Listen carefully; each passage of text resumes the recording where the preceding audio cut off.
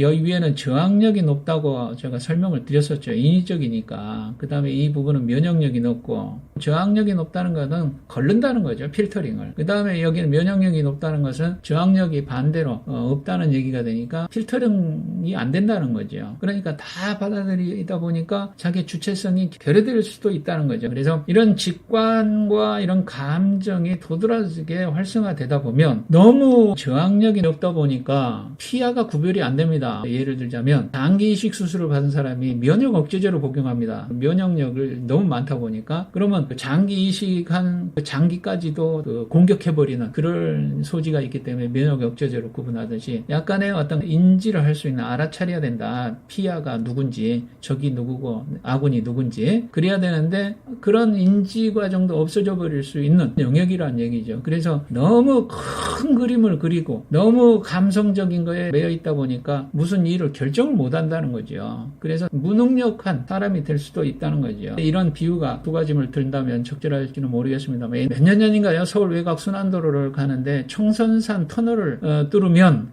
도롱뇽과 개구리가 다 죽는다. 단식을 해서 반대한 그 스님이 있죠. 그래서 몇 년간 못했을 겁니다. 공사를. 거기만 연결시키면 다 외곽순환도로가 완성이 되는데 그래서 아마 손해가 엄청 났을 겁니다. 그 손해배상을 누구한테 청구했는지는 모릅니다만 너무 손해가 많다는 거예요. 그게 자연주의의 폐해라고 볼 수도 있고 그런 것들이 어떤 것이 옳고 그린 건지는 모릅니다. 이 자체는 옳고 그름이 없으니까요. 직관이라고 감성적이라고 하는 것은. 그러나 분명한 것은 조화로워야 된다는 거죠. 우리가 여기 전체 중화를 얘기하지 않습니까? 다른 말로 하면 최적화라고 할 수가 있죠. 이런 네 기능이 있다 그러면 네 기능을 적재적소에 그때그때 따라 쓸 수 있는 최적화. 그 다음에 또 우리나라 원전 산업이 세계에서 가장 선두를 달리고 있고 모든 시스템이 다 갖춰져 있고 하는데도 몇 수천억을 손해보면서도 원전을 없애려고 하는 그런 것들이 너무 자연주의의 감성주의에 영합한 결정들이 아니겠는가 하는 그런 생각도 해보게 되거든요. 네, 그런 것들이 너무 그림을 크게 그린다는 거죠. 이 직관이라고 하는 것이. 그 다음 감성이라고 하는 것은 너무 인간적인 감정에 매몰돼서 결정을 못한다는 그런 것들도 있고 이런 부분은 아까 앞에서도 말씀드렸듯이 가슴의 영역이란 얘기죠. 가슴의 영역. 머리의 영역이 아니고 이런 부분을 보면은 수련을 많이 했다고 하는 분들 보면